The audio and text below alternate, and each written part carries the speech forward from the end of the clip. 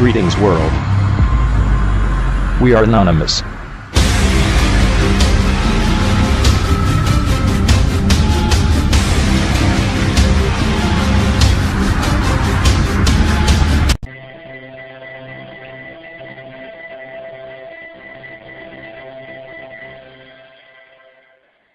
Hi, my name is Bill Hamilton. I've been doing UFO research for the past 38 years. My current area of research is in the Antelope Valley area, where I've been investigating UFO abduction cases, UFO sightings in the skies over Lancaster, and the existence of underground tunnels and bases and secret projects involving advanced technology and alien presence on our planet. I hope you enjoy the presentation you're about to see.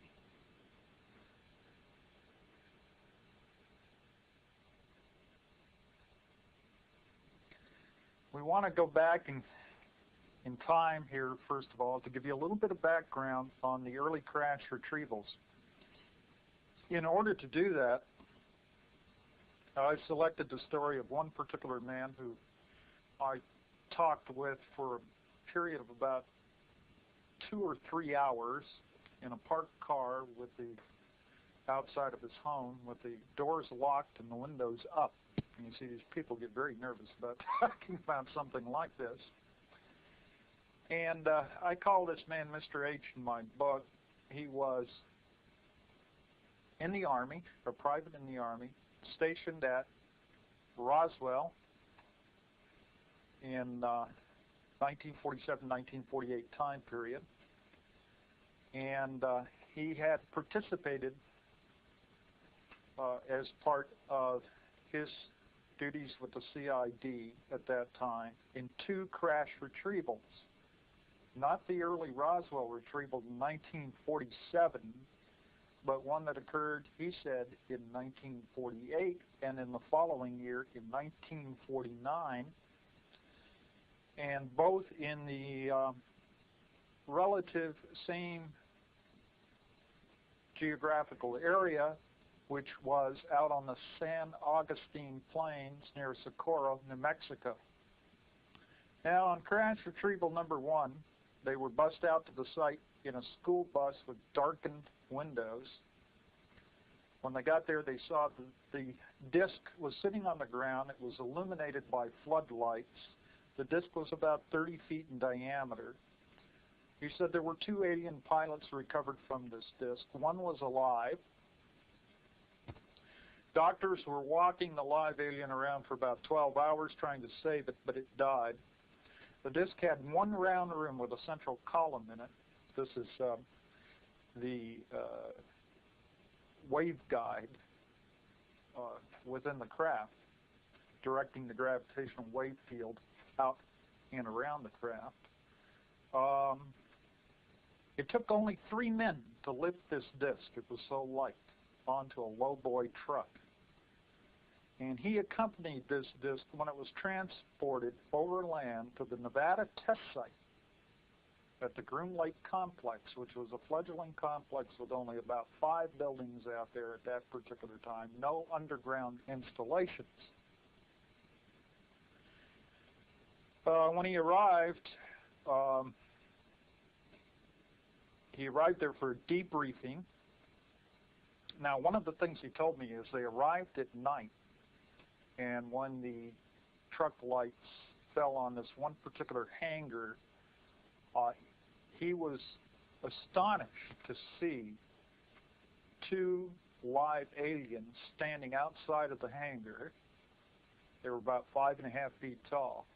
The hangar doors were opening, and he could see that there was also a special opening to the sky within the hangar, and they were going to take the disc and store it in this hangar.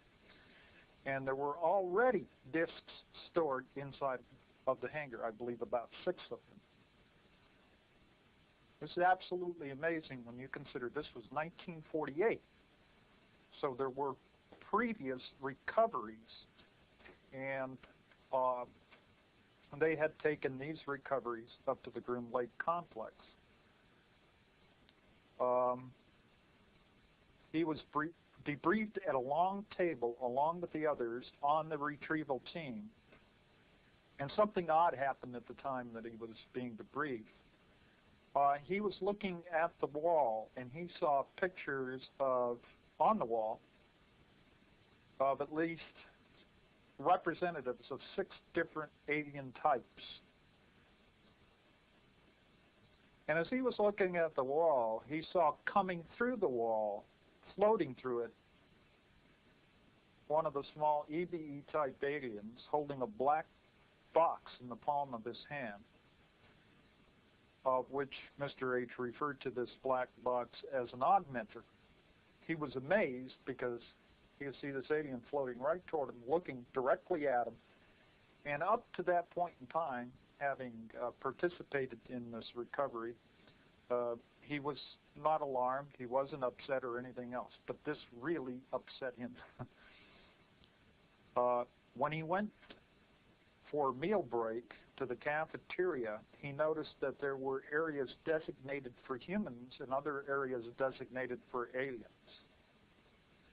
The 6 races of aliens he claims to have seen are the human, the orange race, the tall grays with long noses, short grays, and another type that looked something like the photos that was used in Aviation Week, and an unknown type. He commented that humans and oranges could mate.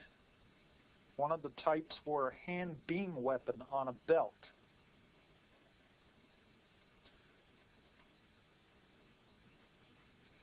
On crash retrieval number 2, the disc was approximately 100 feet in diameter. This was in 1949. There were 10 dead crew. They were about 5'8" in height. Their weight was no more than about 55 pounds.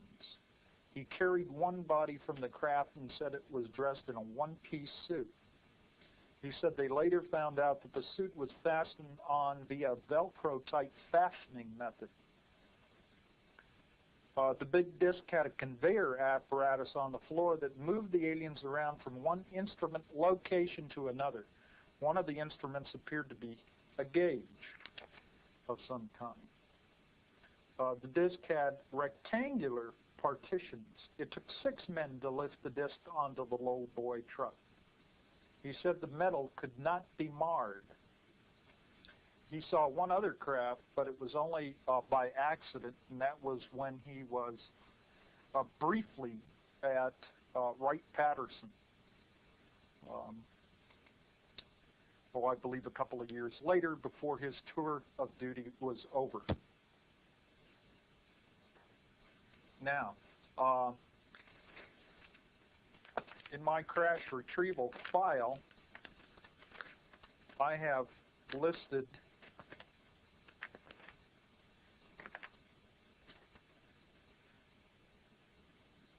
dates and locations of 25 crash retrievals. A lot is unknown about several of these, and we're unsure. And along with the number of bodies that were recovered at the site. This is a kind of a collection of data, okay, about these crash retrievals that occurred from a number of investigators and researchers who had heard about one or another. So it's all just listed here without any attempt to validate whether there might be some false listings in here, okay?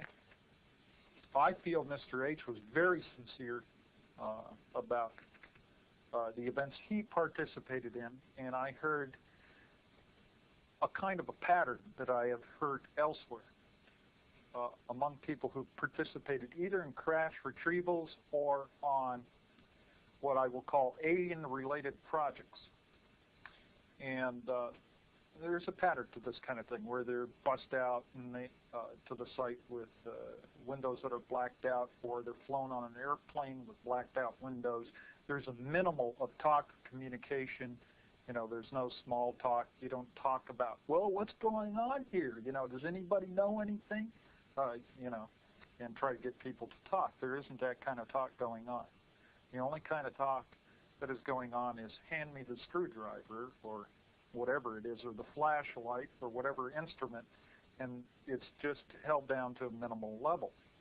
So naturally, what I find out is that the people involved really know very little outside of their own particular tasks about what is going on, the big picture.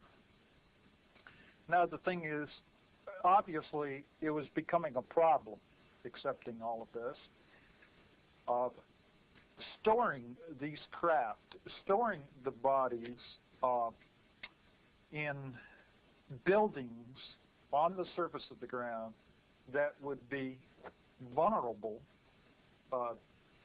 to all kinds of damage. I mean, somebody could look, eventually, of course, with spy satellite systems and these kind of things and advancements in technology, other countries looking in on us, other foreign agents or whatever, could discover what we were doing, that we were storing these type of craft. So I'm sure that sometime in the 1950s, a plan was devised, maybe even before that time, to start building extensive underground installations and to store some of this stuff in underground installations and to create research laboratories so that these artifacts could be studied. And probably another priority was to establish communication with the aliens. Now, obviously, some communication with the aliens had already been established as early as 1948. If we consider Mr. H's story and any other corroborating testimony of that nature, then this is very astounding. Okay. Some of the early records, it was said, have been taken to other sites like Los Alamos, Sandia, Wright-Patterson, and stored in a special building there. Now, I know that, and I have some of the documents in my files, that the RAND, or the United States Air Force, commissioned the RAND Corporation to conduct a study. This is back, the first proceedings on this were published in 1958. We only have available the proceedings from 1959, which show that almost all the expertise from various corporations were gathered at a symposium to study the feasibility of constructing what are called deep underground facilities. Not something that's only 10 or 20 feet below the earth, but we're talking hundreds to thousands of feet underneath the surface of the earth.